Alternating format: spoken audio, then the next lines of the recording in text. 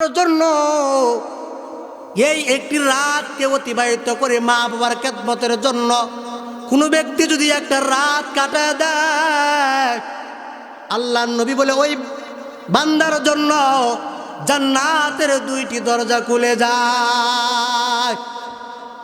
আরো জোরে বলেন সুবহানাল্লাহ। মুসলমানের আওয়াজ আরো জোরে হবে সুবহানাল্লাহ। বন্ধুরা আমার, শুধু এটাই নয়, তোমার আমার জীবনে কত রাত ঘুমার থেকে কাটাই দিলাম, যাত্রা গানের মধ্যে কাটাইলাম, চার দোকানে বসে বসে রাত্র কাটাইলাম। এই রাত্রের কোনো ফায়দা নাই। আর্জেন্টিনা ব্রাজিলের জন্য রাত্র কাটাই দিলাম শুধু খেলা দেখার জন্য, ওই রাত্রের মধ্যে কোনো ফায়দা নাই। কিন্তু আল্লাহর নবী বলেছে কোন রাতটার মধ্যে ফায়দা আছে। কোনো মানুষ যদি মা বাবার খেদমতের জন্য একটা রাতকে অতিবাহিত করে জাগ্রত তাকে খেদমত করার জন্য, আল্লাহর নবী বলে ওই বান্দার জন্য জান্নাতের দুইটি দরজা খুলে যায়। এখন দেখা গেল মা নাই বাবা আছে, কিংবা বাবা নাই মা আছে, এখন কি করব? বন্ধুরা আমার, তাইলে যদি একজন তাকে একজনের খেদমত করবা, একজনের খেদমত যখন তুমি করবা, আল্লাহর নবী বলে একজনের খেদমত করলে একটা জান্নাতের দরওয়াজা খুলে যাবে। তোমার আমার মা এত লালন পালন করেছে, খেদমত তো করবাই, মা বাবার জন্য দোয়া করবা। কেমন দোয়া করবা? আল্লাহ কোরআনের মধ্যে বলেন ওয়াখফিদিল্লাহুমা জানাহাযুল্লি মিনার রাহমা ওয়া কুর রাব্বিরহামহুমা কামা রাব্বায়ানি সগীরা।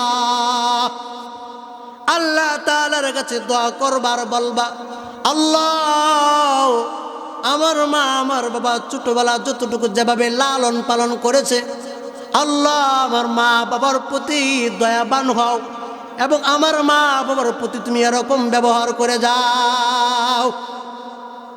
থেকে নিয়ে বড় পর্যন্ত সকল মানুষ ওনাকে চিনে। খালেদ সাইফুল্লাহ আইয়ুবী হুজুরের সুযোগ্য খলিফা, যিনি হচ্ছে মুফতি আবুল কালাম আইয়ুবী, যার কথা শুনলে ইটের মধ্যে যেরকম আতুর দিয়ে বাড়ি দিলে যেরকম বাড়ি দেওয়ার সঙ্গে সঙ্গে যেরকম দাগ পড়ে যায়, ভেঙ্গে যায়, আবুল কালাম আইয়ুবী হুজুর যখন কথা বলে, কথা বলার সময় মনে হয় প্রত্যেকটা কথায় অন্তরের মধ্যে দাগ লাগে, আর দাগ লাগার কারণে মানুষটা তাসির হয়ে যায়। বলেন আল্লাহু আকবার। ওনার এত সুন্দর আলোচনা করেন, আপনারা ওনার আলোচনা শোনার আগ পর্যন্ত থাকবেন তো ইনশাআল্লাহ। আর আজকে আমি এসেছি আপনাদের কাছে দোয়া নেওয়ার জন্য এবং সকল উলামায়ে কেরামের কাছে দোয়া নেওয়ার জন্য আমি এসেছি। আল্লাহ তাআলা যেন উনাদের দোয়ার বিনিময়ে যেন আল্লাহ তাআলা আমি অদম গুনাহগারকে যেন দিনের জন্য কবুল করে। সকলেই বলুন আমিন। তো হুজুর কাছাকাছি চলে আসছে, আপনারা অপেক্ষা করেন। হুজুর আসার আগ পর্যন্ত আমি কয়েকটি কথা বলবো। তো যে বিষয় নিয়ে আমি আলোচনা নিয়ে আসছিলাম, তারপরে আসার পরে যে মোটিভ ফাইলে গেছে, মোটিভ ফাইলে দেওয়ার কারণে আমার আলোচনা আজকে একটু ভিন্ন রকম। কেউ গরম আলোচনা করে, আমরা একটা জিনিস জানি যে গরম খালে ঠান্ডা ভাত খেতে মজা, ঠিক কিনা? গরম খালে গরম খাওয়া যায় না, গরম খালে ঠান্ডা ভাত খেতে অনেক মজা। আবার এইটাও আমরা জানি শীতকালে গরম ভাত খেতে অনেক মজা। আজকের মাহফিলে যারা আলোচনা করেছেন পূর্বে, সবাই অত্যন্ত গরম আলোচনা করেছেন। তো বোঝা গেল আমাদের ঠান্ডাও দরকার, গরমেরও দরকার। তো ওনারা সবাই সুন্দর আলোচনা করেছেন কোরআন এবং হাদিস থেকে। তা আমি গরম আলোচনা করতে পারবো না, হয়তো নরম আলোচনা করার চেষ্টা করবো ইনশাআল্লাহ। থাকবেন তো ইনশাআল্লাহ, না চলে যাবেন? মাহফিলে যখন মানুষ আসে, আসার সময় মনে হয় যেরকম একটা মানুষ মায়ের গর্ভের থেকে যখন দুনিয়ার জমিনে যখন আসে, এই মানুষটার তখন কি কোনো গুনাহ থাকে বলেন? নিষ্পাপ হয়ে দুনিয়ার জমিনের মধ্যে আসে, ঠিক কিনা? মানুষটা যখন আস্তে আস্তে বড় হয় তখন মানুষটা গুনাহগার হয়ে যায়। ঠিক তেমনিভাবে একটা মানুষ যখন তার গুনাহ থাকে না মায়ের গর্ভের থেকে আসার সময়, আর মানুষটা বড় হওয়ার পরে তো গুনাহগার হয়ে যায়। কিন্তু একটা মানুষ যদি মাহফিলের উদ্দেশ্যে রওনা করার সময় মাহফিলে যখন অবস্থান করার পরে যে কোরআন এবং হাদিস থেকে যতক্ষণ আলোচনা শুনবে, শোনার পরে যখন বাড়িতে যখন রওনা করে, এই মানুষটা ঠিক তেমনিভাবে বাচ্চা যেরকম মার গর্ভের থেকে আসার সময় যেরকম নিষ্পাপ আসে, ঠিক তেমনিভাবে এই মানুষটা মাহফিল থেকে যাওয়ার সময় নিষ্পাপ হয়ে বাড়িতে যায়। সুবহানাল্লাহ। তাইলে আপনারা কি নিষ্পাপ হয়ে যাবেন না গুনাহগার হয়ে যাবেন? হুজুর কিন্তু চলে আসছেন, দেখছেন তো? হুজুর কিন্তু চলে আসছেন। যাই হোক, যে আয়াতখানা তেলাওয়াত করেছি, আমি আপনাদেরকে জিজ্ঞাসা করব, কার কার আম্মা নাই হাত তোলেন দেখি তো। আম্মা নাই, আম্মাও নাই, আব্বাও নাই, কার কার হাত তুলেন? অনেকের আম্মাও নাই, বাবাও নাই। সবাই তো আব্বা আম্মাকে ভালোবাসেন নাকি? আব্বা আম্মাকে তো সবাই ভালোবাসেন। আব্বা আম্মার জন্য কান্না করে দোয়া করতে পারবেন না? কান্না করতে পারবেন না? দিল খাদবে না? দিল খাদাইতে হবে। আল্লাহ তাআলা কোরআনের মধ্যে বলেন, ওয়াকাদা রাব্বুকা আল্লা তা'বুদু ইল্লা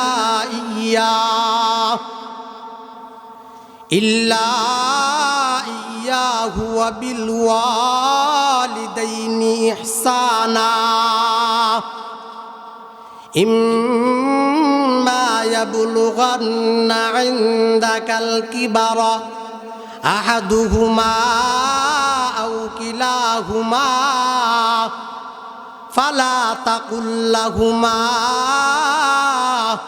উফফিউ ওয়ালা তানহারহুমা ওয়া কুল লাহুমা কাওলান কারীমা। আল্লাহ রাব্বুল আলামিন কোরআনের মধ্যে জানায় দেয়, আল্লাহ বলে, আমি তোমাদেরকে যা নির্দেশ করিতেছি। আল্লাহ বলতেছে, অন্য কেউ বলে নাই, দুনিয়ার কোনো মানুষ বলে নাই। আল্লাহ বলতেছে, আমি তোমাদেরকে যা নির্দেশ করিতেছি, আমি আল্লাহ ছাড়া কারো উপাসনা করিও না, আমি আল্লাহ ছাড়া কাউকে তোমরা মানিও না, ঠিক কিনা? আল্লাহ ছাড়া কাউকে মানা যাবে বলেন? আল্লাহ ছাড়া কাউকে মানা যাবে না। আল্লাহকে মানতে হবে, আল্লাহকে মানতে হবে। আল্লাহ বলতেছে, তারপরে কাদেরকে মানতে হবে? আল্লাহ বলে, আমার পরে দে তোমার মা এবং তোমার বাবাকে তুমি ভালোবাসো, তোমার মা এবং তোমার বাবাকে তুমি খেদমত করো। বন্ধুরা আমার, আল্লাহ তাআলা মা বাবাকে অনেক প্রাধান্য দিয়েছেন। যে মা আপনাকে আমাকে 10 মাস 10 দিন গর্ভে ধারণ করেছেন, ঠিক কিনা বলুন? বন্ধুরা আমার, আপনাকে যদি বলা হয় আপনার পেটের উপরে 5 কেজি ওজনের একটা পাথর দিয়ে যদি বলা হয় আপনি দুনিয়ার জমিনের মধ্যে 1 ঘন্টা ঘোরাফেরা করেন, আপনি পারবেন কি বলেন? সম্ভব না। আপনার দ্বারা কোনোদিনই সম্ভব হবে না। কারণ কি? আপনি পুরুষ মানুষ, আপনার পেটের উপরে 5 কেজি ওজনের পাথর দেওয়ার পরে যদি বলা হয় 1 ঘন্টা ঘোরাফেরা করেন, আপনি করতে পারবেন না। ও বন্ধুরা আমার, ভালো করে শুনুন। আপনার মা, আমার মা 10 মাস 10 দিন গর্ভে ধারণ করেছেন, ঠিক কিনা বলুন? আপনার মা, আমার মা 10 মাস 10 দিন ধারণ করে বাবার সংসারের সমস্ত কাজগুলো করেছে, আল্লাহ তাআলার ইবাদতগুলো করেছে। এই মা জননী এত কষ্ট আপনার জন্য আমার জন্য করেছে। এজন্য আল্লাহ বলে, তোমার মা আর তোমার বাবাকে তোমরা কোনোদিন কষ্ট দিও না। বন্ধুরা আমার, মা বাবা দুজন যদি বার্ধক্য উপনীত হয়ে যায়, দুজনে যদি বৃদ্ধ হয়ে যায়, কোনোদিন মা বাবাকে কষ্ট দিবেন না। আল্লাহ বলে, মা বাবার সাথে চোখ রাঙ্গায়া তোমরা কথা বলেও না, কর্কশ ভাষায় কথা বলেও না। মা বাবার সাথে মিষ্টি সুরে কথা বলো, আদবের সহিত কথা বলো। মা বাবার সামনে তোমার মাথাটা তুমি নত করে দাও, কেননা তোমার মা তোমাকে অনেক কষ্ট করে এই পেটের মধ্যে রাখিয়া দুনিয়ার সমস্ত সংসারের কাজ করেছে। শুধু বন্ধুরা এটাই নয়, তুমি যেদিন দুনিয়ার জমিনে আগমন করেছিলে, আগমন করার সময় মার পেটের মধ্যে এমন একটা যন্ত্রণা, এমন একটা বেদনা শুরু হয়। বেদনার যন্ত্রণায় মা মনে মনে বলতে থাকে, আমি দুনিয়া থাকতে চাই না রে মালিক, আমি থাকতে চাই না। এমন সহ্য আমি কষ্ট সহ্য করতে পারি না। ওগো আসমানের মালিক, কষ্ট থেকে আমাকে মুক্তি করে দাও। এমন কথা মা মনে মনে বলতে থাকে, কিন্তু লজ্জায় কারো কাছে প্রকাশ করে নাই। বন্ধুরা আমার, শুধু এটাই নয়, মায়ের গর্ভের থেকে আপনি এখন দুনিয়ার জন্য আগমন করেছেন, কিন্তু আপনি শক্ত খাবার খেতে পারেন নাই। আপনার জন্য, আমার জন্য আসমানের মালিক, যে মালিক আপনার জন্য আমার জন্য মায়ের বুকের স্তনের মধ্যে দুধগুলো তৈরি করেছে, ঠিক কিনা বলুন? বন্ধুরা আমার, মার স্তনের দুধ ঠান্ডাও না গরমও না, এমন সুন্দর করে সন্তানকে গুছগাছ করে মায়ের দুধগুলো পান করায়, ঠিক কিনা? আমার মা, তোমার মা এত ভালোবেসে তোমাকে বড় করেছে, ঠিক কিনা? এই মা, এই বাবাকে কোনোদিন কষ্ট দেওয়া যাবে না। বলেন, যারা কষ্ট দিয়েছেন আজকের পর থেকে মা বাবার কাছে ক্ষমা চাবেন কিনা বলুন? জোরে আওয়াজ দিয়ে ক্ষমা চাবেন তো? শুধু এটাই নয়, এই শীতের রাত, কনকনের রাত, মা যখন বিছানার মধ্যে যখন ঘুমায়, ঘুমানোর সময় সন্তান যদি ডান কান্দে প্রসাব করে দেয়, মা ভাবতে লাগে আমার সন্তানের গায়ে ঠান্ডা লেগে যাবে, কষ্ট হবে। মা তাড়াতাড়ি সাপ করিয়া এই সন্তানকে বাম কাঁধ দিয়ে রাখে।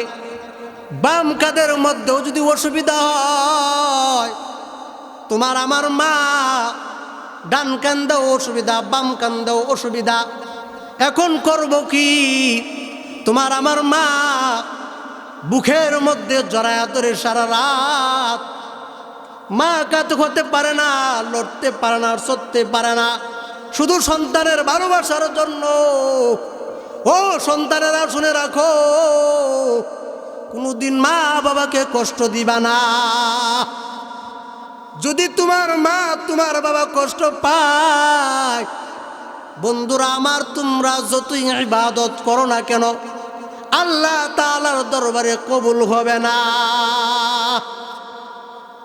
শুধু এটাই নয়, তোমার আমার মা অনেক কষ্ট করেছে, মার বর্ণনা দিয়ে শেষ করতে পারবো না, বাবার বর্ণনা দিয়েও শেষ করতে পারবো না। তোমার আমার জীবনকে এত সুশিক্ষায় শিক্ষিত মানুষ করেছে কে? তোমার আমার মা। কষ্ট করে মানুষ করেছে, একটা ভালো জিনিস খাইতে ছিল, খায় নাই, সন্তানের জন্য রেখে দিয়েছে। ভালো পোশাক গায়ে পরিধান করে নাই। কেন করে নাই? যে আমরা যদি ভালো পোশাক পরি সৌন্দর্য দেখা যাবে না, আর আমার সন্তান যদি ভালো পোশাক পরে আমাদের কাছে আনন্দ লাগবে, মানুষ তাকে ভালোবাসবে। এত আদর করে ভালোবেসে তোমাদেরকে, আমাদেরকে, তোমার আমার মা লালন পালন করে এতটুকু বড় করেছে। এজন্য মা বড় প্রাধান্য আল্লাহ নিজে দিয়েছেন। জোরে বলেন সুবহানাল্লাহ। ভয় পান নাকি? আরো জোরে বলেন সুবহানাল্লাহ। মুসলমানের আওয়াজ আসতে হবে না জোরে হবে? আমরা চুরো না, ডাকাতো না, ঠিক কিনা বলুন? আমরা আল্লাহর গোলাম, ইসলামের সৈনিক, ঠিক কিনা বলুন? তাহলে আমাদের আওয়াজটা জোরে হবে না আসতে হবে? জোরে বলুন। জোরে হবে না? জোরে হবে না? তাহলে আবারও বলুন সুবহানাল্লাহ। বন্ধুরা আমার, তোমার আমার মেয়ে এতটুকু ভালোবেসেছে। আল্লাহর নবী, বিশ্ব নবী রাহমাতুল লিল আলামিন, একদিন যখন হঠাৎ যখন যুদ্ধের ঘোষণা করলো, করার সময় এক সাহাবী যুদ্ধের জন্য প্রস্তুতি নিয়ে বাড়ির থেকে রওনা করেছে, আল্লাহর নবীর সামনে হাজিরা দিয়েছে। কিন্তু মা বলছে বাবা শুনে যাও, কিন্তু বলেন না, যুদ্ধের ঘোষণা করেছে নবীজি, ওই নবীজির কথা মানার জন্য বাড়ির থেকে রওনা দিয়েছে। তো মা ডাকছে, বাড়ির দিকে ফিরে নাই। আল্লাহর নবী বিষয়টা কেমনে জেনে ফেললো? এত এত সাহাবীর মধ্যে আল্লাহর নবী ডাক দিয়ে বলো, সাহাবী তুমি এদিকে আসো। সাহাবী নবীজির কাছে হাজির হইলেন। বলো সাহাবী, তুমি তোমার মার কাছ থেকে বলে আসছো নাকি? তোমার মা তোমাকে অনুমতি দিছে কিনা?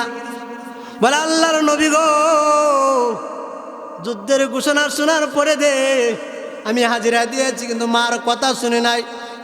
আল্লাহর নবী বলে যাও যাও, তোমার যুদ্ধে যেতে হবে না, তুমি তোমার মার কাছে যাও, মার কথা শুনতে যাও। বন্ধুরা আমার, আল্লাহ প্রাধান্য দিয়েছে মাকে বাবাকে, আল্লাহর নবীও প্রাধান্য দিয়েছে মাকে বাবাকে, ইসলাম প্রাধান্য দিয়েছে মাকে বাবাকে। তাহলে বন্ধুরা আমার, আপনি আমি মা বাবাকে প্রাধান্য দিলে ভুল হবে কি? সবাই দিব তো ইনশাল্লাহ? সবাই দিব তো ইনশাল্লাহ? এজন্য মা আর বাবাকে কোনোদিন ফোঁসা মনে করব না, এমন ভাববো না তারা দুনিয়ার থেকে বিদায় হয়ে গেলে আমাদের শান্তি হতো। না না, শান্তি হবে না। আল্লাহর নবী বলে মা বাবার খেদমত করো, মা বাবাকে তোমরা ভালোবাসো। আল্লাহর নবী বলে যারা মা বাবার জন্য এই একটি রাতকে অতিবাহিত করে মা বাবার খেদমতের জন্য, কোনো ব্যক্তি যদি একটা রাত কাটায় দেয়, আল্লাহর নবী বলে ওই বান্দার জন্য জান্নাতের 2টি দরজা খুলে যায়। আরো জোরে বলেন সুবহানাল্লাহ। মুসলমানের আওয়াজ আরো জোরে হবে সুবহানাল্লাহ। বন্ধুরা আমার, শুধু এটাই নয়, তোমার আমার জীবনে কত রাত ঘুমার থেকে কাটাই দিলাম, যাত্রা গানের মধ্যে কাটাইলাম, চার দোকানে বসে বসে রাত্র কাটাইলাম। এই রাত্রের কোনো ফায়দা নাই। আর্জেন্টিনা ব্রাজিলের জন্য রাত্র কাটাইয়া দিলাম, শুধু খেলা দেখার জন্য। ওই রাত্রের মধ্যে কোনো ফায়দা নাই। কিন্তু আল্লাহর নবী বলেছে কোন রাতটার মধ্যে ফায়দা আছে। কোনো মানুষ যদি মা বাবার খেদমতের জন্য একটা রাতকে অতিবাহিত করে জাগ্রত তাকে খেদমত করার জন্য, আল্লাহর নবী বলে ওই বান্দার জন্য জান্নাতের 2টি দরজা খুলে যায়। এখন দেখা গেল মা নাই বাবা আছে, কিংবা বাবা নাই মা আছে, এখন কি করব? বন্ধুরা আমার, তাইলে যদি একজন তাকে একজনের খেদমত করবা, একজনের খেদমত যখন তুমি করবা, আল্লাহর নবী বলে একজনের খেদমত করলে একটা জান্নাতের দরওয়াজা খুলে যাবে। তোমার আমার মা এত লালন পালন করেছে, খেদমত করবাই, মা বাবার জন্য দোয়া করবা। কেমন দোয়া করবা? আল্লাহ কোরআনের মধ্যে বলেন, ওয়াখফিদিল লাহুমা জানাহাযুল্লি মিনার রাহমা ওয়া কুর রাব্বিরহামহুমা কামা রাব্বায়ানি সগীরা। আল্লাহ তাআলার কাছে দোয়া করবার বলবা, আল্লাহ আমার মা আমার বাবা ছোটবেলা যতটুকু যেভাবে লালন পালন করেছে, আল্লাহ আমার মা বাবার প্রতি দয়াবান হও এবং আমার মা বাবার প্রতি তুমি এরকম ব্যবহার করে যাও। তাহলে মা বাবার খেদমত করার দরকার। মা বাবা যার আছে, টাকার সত্যি যারা মা বাবাকে সন্তুষ্ট করতে পারে না, তার মতো কপাল পোড়া দুনিয়ার জমিনে আর কেউ নাই। মা বাবা থাকা অবস্থায় জান্নাত কামাই করতে হবে। মা বাবার খেদমত করবেন, মা বাবা সন্তুষ্ট, আল্লাহর নবী সন্তুষ্ট, আল্লাহ সন্তুষ্ট, আল্লাহর নবী খুশি, আল্লাহও খুশি। এই বান্দার জন্য জান্নাতের ব্যবস্থা হয়ে যাবে। তাইলে বুঝেন, মা বাবার খেদমত করবেন না বাদ দিবেন? জোরে বলেন, আরো জোরে বলেন। ইচ্ছুক না মা বাবার খেদমত করতে? বন্ধুরা আমার, ছোট্ট মানুষ বলবো কি, 1997 পর থেকে ঘর থেকে বের হয়েছি পড়াশোনা করার জন্য। খেদমতের বয়স প্রায় 12 বছর। বহু এলাকার বাদ খেয়েছি, বহু এলাকার মানুষের সাথে চলাফেরা করেছি। কত মানুষ দেখি এখন পর্যন্ত নিজের মার মতো মা মিলাইতে পারলাম না। বহু মানুষ দেখেছি নিজের বাবার মতো আজও পর্যন্ত কোনো বাবা মিলাইতে পারলাম না। সবাই ভালোবাসে, সবাই মহাব্বত করে, কিন্তু বাবার স্ট্যান্ডার্ডের মধ্যে কেউ পূরণ করতে পারে না। এজন্য বাবা মাকে খুব ভালোবাসবা, বাবা আমাকে খুব মহাব্বত করবা। বাবা আমার কাছ থেকে কোনো ব্যক্তি যদি দোয়া নেয়, এই বান্দারা ওলি হয়ে যাইতে পারবে, এই বান্দারা জান্নাত কামাই করতে পারবে, এই বান্দারা বড় বড় সিংহাসন নিতে পারবে, এই বান্দারা মা বাবার কাছ থেকে দোয়া নিলে আরো উচ্চ লেভেলে যাইতে পারবে। কিন্তু মা বাবা যদি অসন্তুষ্ট থাকে, তাহলে এই বান্দারা জাহান্নামী হয়ে যাবে। আল্লাহর নবী মুসা আলাইহিস সালাতু ওয়াস সালামের একটি ঘটনা আপনারা শুনুন। আল্লাহর নবী মুসা আল্লাহ তাআলার কাছে একদিন বলতেছে, ওগো আসমানের মালিক, জান্নাতে তো সকল নবীদের একজন বন্ধু থাকবে সাথে। আসমানের মালিক, আমি নবী মুসা আর জান্নাতে আমার বন্ধু কে হবে? আল্লাহ বলে, মুসা তুমি কি জানতে চাও? বলে, আল্লাহ জানতে চাই। আল্লাহ জানা দেয়, নবী মুসা জান্নাতের মধ্যে তোমার একজন উম্মত, জান্নাতের মধ্যে তোমার একজন উম্মত, তোমার জান্নাতের মধ্যে তোমার বন্ধু হবে। আল্লাহ নবী মুসা বলে, ওগো আসমানের মালিক, এই লোকটাকে আমি দেখতাম, আমার ইচ্ছুক। আল্লাহ বলে, তোমার যদি দেখার ইচ্ছা হয়, তুমি দামেস্কের বাজারে যাও, যায়া দেখো ওই জায়গার মধ্যে আছে লোকটা তোমার খসায়। আল্লাহর নবী মুসা আলাইহিস সালাতু ওয়াস সালাম বাড়ি থেকে রওনা করলেন। ওই দামেস্কের বাজারে যাইয়া ওই উবাইয়ের কাছে বসে বসে উবাইয়ের দৃশ্যগুলো দেখতেছে, তাকে উবাই সমস্ত গুস্তগুলো বিক্রি করে দে। কলিজাগুলো যে আছে, এই কলিজাগুলো আলাদা আলাদা করে রাখতেছে। এই দৃশ্যগুলো আল্লাহর নবী মুসা আলাইহিস সালাতু ওয়াস সালাম তাকায় দেখতেছেন। কিন্তু কোনো কিছুই বলে না। উবাইর যখন সমস্ত গোস্ত যখন বিক্রি করা যখন শেষ হয়ে গেল, প্রস্তুতি নিচ্ছে, বাড়ির দিকে রওনা করবে। আল্লাহর নবী মুসা ডাক দিয়া বলে, আপনি এখন কি করবেন? আমি তো এখন বাড়ির দিকে রওনা করব। আমি এসেছি আপনাকে দেখার জন্য। আল্লাহর নবী মুসা বলেন, উবাইর আনন্দিত হয়ে গেল, ডাক দিয়া বলে, আমি মেহমানকে খুব ভালোবাসি, মেহমানকে খুব মহব্বত করি। আসেন আপনি আমার বাড়িতে যাবেন, আমি আপনাকে মেহমানদারি করব।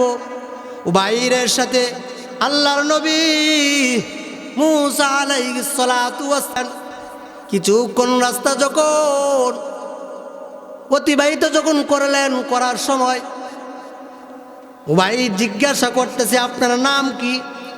আমার নাম হচ্ছে মুসা। কিন্তু এই কথা বলে না আমি নবী মুসা, বলছে কি শুধু মুসা। উবাইরের সাথে যখন বাড়িতে যখন চলে গেলেন, যাওয়ার পরে আল্লাহর নবী মুসা আলাইহিস সালাতু ওয়াস সালাম কি এক মেহমানখানার মধ্যে রেখেছে। বলে, আপনি এই জায়গায় থাকেন, এই জায়গায় থাকেন, আমি একটু কাজ করব। আল্লাহর নবী মুসা আলাইহিস সালাতু ওয়াস সালাম উবাইর কি করে এই দৃশ্যগুলো তাকায় তাকায় দেখতেছে। উবাইর তার বিবি সাহেবকে বলল, তুমি একটি পানি গরম করো, পানি তুমি একটু গরম করো। পানি যখন গরম করলো, বাজার থেকে কিছু আটা নিয়ে গেছিল। এই আটা দিয়ে সুন্দর করে রুটি বানাইয়া গোস্তগুলো রান্না করে নিজে মার মুখের মধ্যে সুন্দর করে তুলে তুলে দিচ্ছে। মা সুন্দর করে খাচ্ছে। মা এমন বৃদ্ধ, বিছানার থেকে উঠতে পারে না, হাঁটতে পারে না, বিছানায় শুয়ে প্রসাব করে পায়খানা করে এমন অবস্থায় উবাইর যখন খাবার যখন মুখে মুখে যখন তুলে দিলেন, এই দৃশ্যগুলো নবী মুসা আলাইহিস সালাতু ওয়াস সালাম দেখেছে। উবাইর খানাপিনা করাইয়া যখন আল্লাহর নবী মুসা আলাইহিস সালাতু ওয়াস সালামের কাছে যখন চলে আসলো, আসার পরে বলতেছে, আপনাকে আমি কষ্ট দিয়েছি, আপনার মেহমানদারি আমি ভালোভাবে করতে পারি নাই, আপনি আমাকে মাফ করে দিবেন। আল্লাহর নবী মুসা আলাইহিস সালাতু ওয়াস সালাম ডাক দিয়া বলতেছে, ওই যে বৃদ্ধ মহিলা বিছানার মধ্যে শুয়ে আছে, এই বৃদ্ধ মহিলাকে মুখের মধ্যে যে খাবারগুলো তুলে দিচ্ছেন, নিজে রান্না করেছেন, রুটি বানাইছেন, এই বৃদ্ধ মহিলাকে একটু জানতে চাই। আবার বৃদ্ধ মহিলা দেখলাম দুটা হাত তুলে আসমানের মালিকের কাছে কি যেন ঠোঁটগুলো লড়ায় দোয়া করেছে, জানতে চাই। উবাইর ডাক দেয়া বলে, বৃদ্ধ মহিলাকে দেখেছেন, এই বৃদ্ধ মহিলা হচ্ছে আমার মা। আমার মা লড়তে পারে না, চড়তে পারে না, হাঁটতে পারে না, কোনো কিছুই করতে পারে না। আমি আমার মার খেদমত করি, বাবা নাই কিন্তু মার খেদমত করি। বলে, তাইলে দুটা হাত আসমানের দিকে তাকাইয়া ঠোঁটগুলো লড়াইয়া কি যেন বলতেছিল, জানতে চাই। ও ভাই ডাক দেয়া বলে, আমার মা আমার জন্য প্রতিদিনই দোয়া করে। প্রতিদিন দোয়া করার সময় তিনটা দোয়া করে, তিনটা কথা বলে। দোয়ার ভিতরে তিনটা কথা বলে, তিনটা কথার ভিতরে দুইটা কথা কবুলিয়াত হয়ে গেছে, আর একটা কথা এখন পর্যন্ত বাকি আছে। বলে, কি কথাটা বাকি আছে তুমি বলো। আমার মা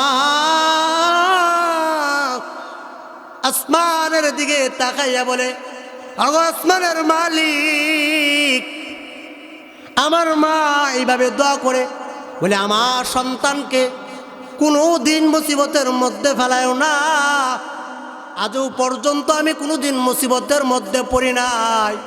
আমার মার দোয়াটা আল্লাহ তাআলার কাছে কবুলিয়াত হয়ে গেছে। আরো জোরে বলেন সুবহানাল্লাহ। তারপরে দ্বিতীয় নম্বর কথাটা কি আপনার আমার জানার দরকার, ঠিক কিনা বলুন। দ্বিতীয় নম্বর কথাটা হচ্ছে, বলতেছে আমার মা প্রতিদিন দোয়ার মধ্যে বলে, আমাকে যেন কারো মানুষের কাছে যেন হাত না বাড়াইতে হয়, আমার যেন অভাব না থাকে। আজও পর্যন্ত আমি কোনোদিন অভাবের মধ্যে পড়ি নাই। আমার মার দোয়াটা আল্লাহ তাআলার কাছে কবুলিয়াত হয়ে গেছে। তবে একটি কথা বাকি আছে, আজও পর্যন্ত কোনোদিন অভাবের মধ্যে পড়ি নাই। 3 নাম্বার যে কথাটা, এটি এখন পর্যন্ত কবুল হয় নাই। 3 নাম্বার কথাটা কি? নবী মুসা জানতে চেয়েছে, ও ভাই ডাক দেয়া বলে 3 নাম্বার কথা হচ্ছে, আমার মা সব সময় দোয়ার মধ্যে বলে, আমার সন্তানকে নবী মুসার সাথী বানায় দিও জান্নাতের মধ্যে। এরে মুসলমান, জোরে বলো সুবহানাল্লাহ। এমন শীত তো আর আসে নাই যে জবান দিয়ে বললে ঠান্ডা লাগবে, ঠান্ডা লাগবে। তাহলে জোরে বলেন সুবহানাল্লাহ। আমার মনে হয় আপনাদের সুবহানাল্লাহ শুনলে, সুবহানাল্লাহর আওয়াজে মনে হয় যে মাকে বাবাকে খুব কম ভালোবাসে। কিন্তু এই কথা যখন বলল, বলার সময় আল্লাহ নবী মুসা আলাইহিস সালাতু ওয়াস সালাম বলতেছে, এ উবাইর, তোমার মা 3টা কথা বলতো। দোয়া যখন আসমানের মালিকের দিকে যখন হাত বাড়াইতো, তোমার মার 2টা কথা কবুলিয়াত হয়েছে। এতদিন তুমি জানতে পারছো, বুঝতে পারছো, আজকের পর থেকে তুমি জানে নাও 3 নাম্বার কথাটাও আল্লাহ তাআলার কাছে কবুলিয়াত হয়ে গেছে। কেমন কবুলিয়াত হয়ে গেছে? তোমার মা যে বলে নবী মুসার সাথে জান্নাতের সাথী বানাইতো, আমি নিজে নবী মুসা এসেছি। দোয়া খার শাশুড়ি বেডি 80-85 মানুষের দোয়া খার, মার দোয়া। মার দোয়া মানুষ আল্লাহর ওলি হয়, মার দোয়া মানুষ জান্নাতিওয়ালা হয়, মার দোয়া মানুষ উচ্চ লেভেলে যায়, মার দোয়া মানুষ বড় বড় বক্তা হয়, মার দোয়া মানুষ বড় বড় ইঞ্জিনিয়ার হয়। কিন্তু মাকে ভালোবাসতে জানি না, নিজের মাকে একদিন আম্মু বলে ডাক দেয় না, সপ্তাহে একদিন খবরে নেই না, আর শাশুড়ি মাকে মোবাইলে 3 বার খবরে নেই। ঠিক কিনা বলুন? কেন? জানে যদি আমি শাশুড়ি মার খবর না নেই, তাইলে তো বলবে জামাইটা বেশি ভালো। আরো জোরে বলেন জামাইটা বেশি। কিন্তু মা কোনোদিন বলবে না যে আমার সন্তান ভালো না। কিন্তু মাকে ডাকতে হবে, মাকে ভালোবাসতে হবে, মাকে ভালোবাসতে হবে, মাকে ডাকতে হবে, মাকে ডাকতে হবে, ভালোবাসতে হবে, বাবাকে মহব্বত করতে হবে, ভালোবাসতে হবে। তাহলে আজকের পর থেকে যাদের মা নাই, বাবা নাই, এখন তাদের উপায় কি? যাদের মা নাই, যাদের বাবা নাই, তাদের উপায় হচ্ছে মা বাবার জন্য দোয়া করা। কবরের পাশে যাইয়া কুলফুর সূরা 3 বার পড়বেন। সূরা ইখলাস তো বুঝবেন না, কুলফুর সূরা বুঝবেন, ঠিক কিনা? কুলফুর সূরা 3 বার তালাওয়াত করবেন। একবার তালাওয়াত করলে 10 পারা খতমের সওয়াব পাওয়া যায়। সুবহানাল্লাহ। কুলফুর সূরা যদি কেউ 2 বার পড়ে 20 পারা খতমের সওয়াব পাওয়া যায়। সুবহানাল্লাহ। কুলফুর সূরা কেউ যদি 3 বার পড়ে 30 পারা পুরা কোরআন শরীফের সওয়াব পাওয়া যায়। মার কবরের পাশে যাইয়া কুলফুর সূরা পড়বেন, অন্যান্য সূরাগুলো জানলে পড়বেন। মা বাবার জন্য চোখের পানি ছেড়ে ছেড়ে কাঁদবেন, ভালোবাসবেন, মহব্বত করবেন। আপনার মা, আপনার বাবা যখন কবরের থেকে যখন শান্তি পাবে, আপনার জন্য তখন দোয়া করবে। যদি কবরের থেকে শান্তি না পায়, কবর থেকে আপনাকে বদদোয়া দিবে, দুনিয়ার মানুষের কাছে লাঞ্ছিত, অপমানিত হবেন, আপনি বুঝতেও পারবেন না। কিন্তু মা বাবাকে ভালোবাসতে হবে বন্ধুরা আমার। তাইলে আজকে আমাদের যাদের মা নাই, বাবা নাই, অন্ধকার কবরে, তাদের জন্য দোয়া করব। আর যাদের মা এবং বাবা দুনিয়ার জমিনে আছে, তাদের খেদমত করবো। আজকের থেকে মনে মনে প্রতিজ্ঞা করেন, বলেন আমার সাথে যে আল্লাহ কোনোদিন মা বাবাকে কষ্ট দিব না, উলামায়ে কেরামদের বিরুদ্ধে কথা বলবো না। কি ব্যাপার বলেন না কেন? মনে মনে কুসকুসানি আছে, বলবেন। ভেজাল আছে, সংশোধন হচ্ছে না, সংশোধন এখনো হয় নাই। বলেন কোনোদিন উলামায়ে কেরামদের বিরুদ্ধে কথা বলবো না, মাদ্রাসা মসজিদের বিরুদ্ধে কথা বলবো না। আল্লাহ তাআলা আমাদের সবাইকে সঠিক বুঝ দান করুক, আমিন। তে বলতেছিলাম, যাদের মা নাই বাবা নাই তাদের জন্য দোয়া করবেন, যারা বেঁচে আছে তাদের জন্য খেদমত করবেন। কিন্তু যাদের মা নাই বাবা নাই, আজকে আপনার মা আপনার বাবা যদি দুনিয়ার জমিনত থাকতেন, আপনারা কি কানাফিনা করাইতেন না? করাইতেননি? আপনি যখন আপনার মা বাবাকে কানাফিনা করাইবেন, আপনার সন্তান দেখবে, বুঝবে, তখন আপনার সন্তান আপনাকেও খেদমত করবে। আপনি করবেন না, আপনার সন্তান আপনাকেও করবে না। কেন করবে না? যে আমার বাবা আমার মা দেখছি কোনোদিন দাদা দাদিকে খেদমত করে না, আমি কেন করব? না কাটনি কামলা? হ্যাঁ আছে, মাথায় আছে। যা আপনার মা আপনার বাবার খেদমত আপনার করে সন্তানকে দেখাইতে হবে, তখন আপনার সন্তান আপনার কাছ থেকে শিখবে। তাহলে খেদমত করবেন তো সবাই ইনশাল্লাহ। একটি বিষয় আমি না বললে না চলে, আমি অত্যন্ত আনন্দিতের বিষয়, এই কাশীনগর পূর্বপাড়াকে আমি আল্লাহর সন্তুষ্টির জন্য ভালোবেসেছি। আপনারা ভালোবাসেন? এই কাশীনগর পূর্বপাড়াকে আপনারা ভালোবাসেন? যদি ভালোবাসে থাকেন আমার সাথে কথা বলতে হবে।